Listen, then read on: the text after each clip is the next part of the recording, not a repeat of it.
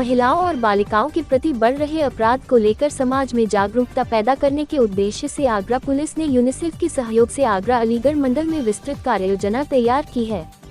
Operation जागृति अभियान का शुभारंभ बुधवार को कान्हा की नगरी से किया गया।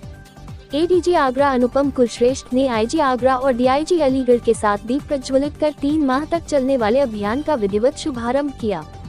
यूनिसेफ के बाल संरक्षण विशेषज्ञ सैयद मंसूर उमर कादरी ने ऑपरेशन जागृति की रूपरेखा पेश करते हुए बताया कि इस जागरूकता अभियान के लिए ब्लॉक व ग्राम पंचायत स्तर तक करीब 12 लाख महिलाओं और बालिकाओं तक पहुंच बनानी है, जिसमें पुलिस के बीट प्रभारी से लेकर ग्राम प्रधान, बीडीओ, शिक्षक, आशा कार्यकर्त्री का सहयोग लिया जाएगा। हर जिले में नोडल अधिकारी एसपी और जिला विकास अधिकारी होंगे। आईजी आगरा दीपक कुमार ने कहा कि यह एक बड़ा चैलेंज है। इस अभियान के लागू होने से अपराध में कमी आएगी, पुलिस के प्रति एक सकारात्मक सोच बनेगी। एडीजी आगरा अनुपम कुलश्रेष्ठ ने कहा कि मुख्यमंत्री का विजन नारी सुरक्षा, नारी शक्ति और नारी स्वाभिमान को आगे बढ़ाना हम सभी का दायित्व है। उन्होंने बताया कि 2 महीने पहले जोन का चार्ज लेने के बाद उन्होंने पाया कि आगरा जोन में महिलाओं के प्रति अपराध सबसे ज्यादा है, जिसे दृष्टिगत रखते हुए यह अभियान शुरू किया गया है। जिलाधिकारी शैलेंद्र कुमार सिंह और वरिष्ठ पुलिस अधीक्षक शैलेश कुमार पांडेय ने भी ऑपरेशन जागृति के बारे में अपने विचार व्यक्त किए।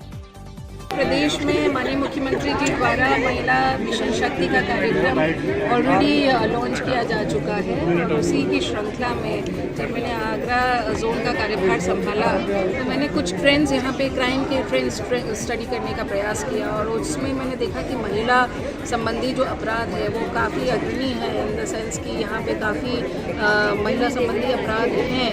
तो इनका कारण क्या है? चूँकि माननीय मुख्यमंत्री जी ने कहा कि आप लोगों को मूल में जाना चाहिए कि आखिर इसका कारण क्या है। तो जब इसकी खोज करने का प्रयास किया तो देखिए कि 4 प्रकार के ट्रेंड्स हैं। एक तो जो मूल रूप से महिला संबंधी अपराधी हैं और जिसमें महिला या तो यौन शोषण का विक्टिम बनती है या फिर किसी अन्य डोमेस्टिक वायलेंस का या किसी अन्य प्रताड़ना का वो शिकार बनती है और उसमें जो सदमा उसको होता है उस सदमे से बाहर उभरने में काफ़ी दिक्कत होती है और इस ट्रॉमा से बाहर निकलने के लिए काउंसलिंग का बहुत बड़ा और अहम रोल होता है और इसी को एक उद्देश्य बनाते हुए कि किस तरह से हम जो हमारी ट्रॉमेटाइज्ड महिलाएं हैं जो सेक्सुअल एक्सप्लॉयटेशन का शिकार बनी हैं, जो बलात्कार, शीलभंग इन सब मामलों का शिकार बनी है, उनको किस तरह से इस सदमे से बाहर निकालें और उनको मेन स्ट्रीम करें ताकि वो एक नॉर्मल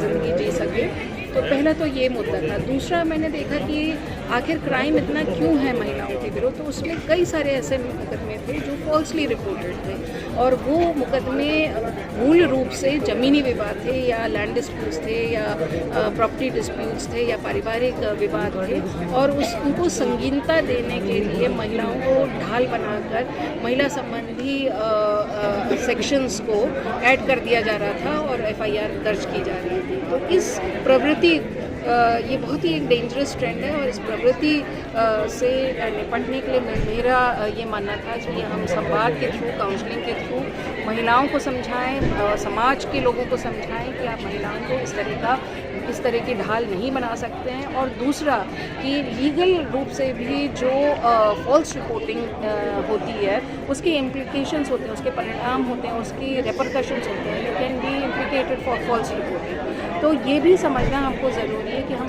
कुछ भी जाकर नहीं लिखा सकते, जो सत्य है घटना उसी को हम लिखा सकते हैं।